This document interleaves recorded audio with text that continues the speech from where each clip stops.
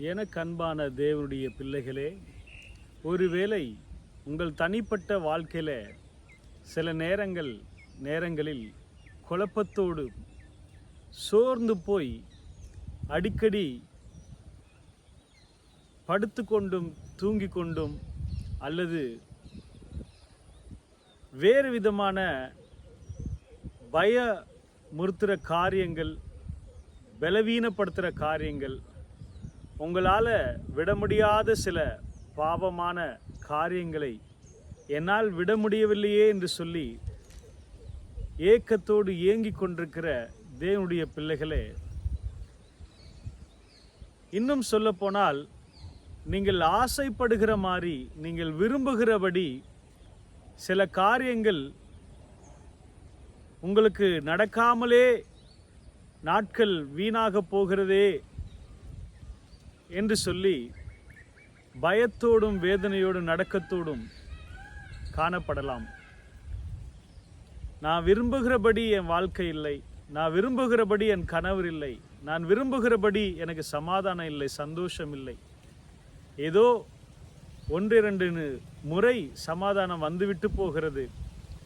மீதி நேரமெல்லாம் படாத பாடுகளும் வேதனைகளும் வியாதியிலும் கண்ணீரிலும் போராட்டத்திலும் குழப்பத்திலும் பிரச்சனையிலும் நான் தவித்து கொண்டிருக்கிறேனே என்று சொல்லி உங்கள் இருதயம் ஏங்கி கொண்டிருக்கிறதா?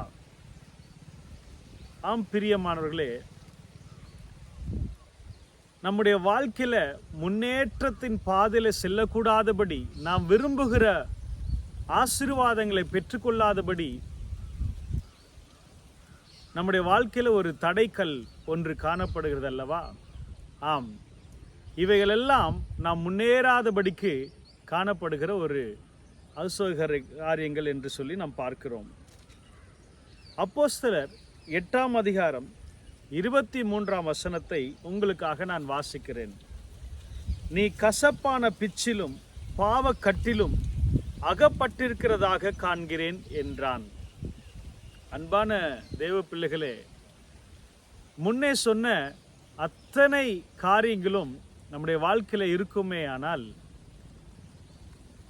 ஒருவேளை நாம் எழுந்திருக்க கூடாதபடி, வீடு கட்டப்படாதபடி, ஆலயம் கட்டப்படாதபடி, வேலை கிடைக்காதபடி, அல்லது வேலை கிடைத்தாலும் அந்த ஆசீர்வாதம் வீட்டில் தங்காதபடி, பலவிதமான வேதனைகளோடு குழப்பத்தோடு என்ன செய்வதென்றே தெரியவில்லை என்றுதான ஒரு ஏக்கத்தோடு எண்ணத்தோடு நீங்கள் காணப்படுகிறீர்களா? இங்கே போடப்பட்டிருக்கிறது, ஒரு மனுஷனை கசப்பான பிச்சிலும் பாவக்கட்டிலும் அவன் அகப்பட்டிருக்கிறதை பார்க்கிறோம். அருமையானவர்களே, அவன் தேவனுடைய வரத்தை, தேவனுடைய மேலே விசுவாசத்தை வைப்பதற்கு பதிலாக, தேவனை வாஞ்சிப்பதை பதிலாக, தேவனை மேலே அன்பு வைக்கிறதற்கு நாடுவதற்கு பதிலாக அவனுக்குள்ளாக பாருங்க பணத்தை முக்கியப்படுத்துகிறதை பார்க்கிறோம்.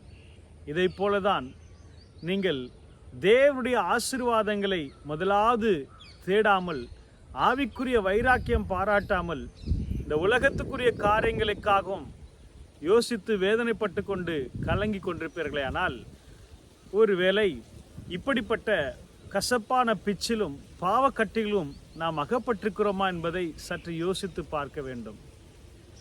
ஆகவே இந்த கட்டுகள் உங்களை விட்டு என்னை விட்டு அகன்று போகும்போதுதான் நம்முடைய வாழ்க்கையில் ஒரு விடுதலையை அனுபவிக்க முடியும், ஆசீர்வாதங்களை பெற்றுக்கொள்ள முடியும் என்பதை உங்களுக்கு நான் இந்த ரகசியமாக ஒரு ஆலோசனையாக சொல்லிக்கொள்வதில் சந்தோஷம் அடைகிறேன்.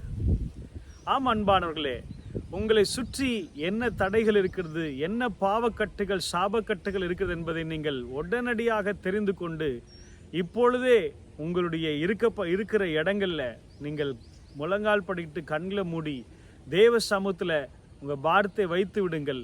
அந்த பாவக்கட்டுகள், கசப்பான பிச்சு கட்டுகள் எல்லாவற்றையும் கர்த்தர் மாற்றி போட்டு உங்கள் வாழ்க்கையில் ஒரு புதிய வழியை திறப்பார், ஆசீர்வதிப்பார், பெரிய காரியங்களை கர்த்தர் உங்களுக்கு செய்வார். ஆமாம் ஆண்டவரே, இந்த நாளில் இந்த வார்த்தையின்படி எங்களுடைய வாழ்க்கையில் இருக்கிற பாவக்கட்டுகள் சாபக்கட்டுகளை அகற்றி போட்டு உம்முடைய நன்மையும் கிருபையும் தொடருகிற ஒரு வழி வாசல்களை எங்கள் வாழ்க்கையில் காண உதவி செய்யும்.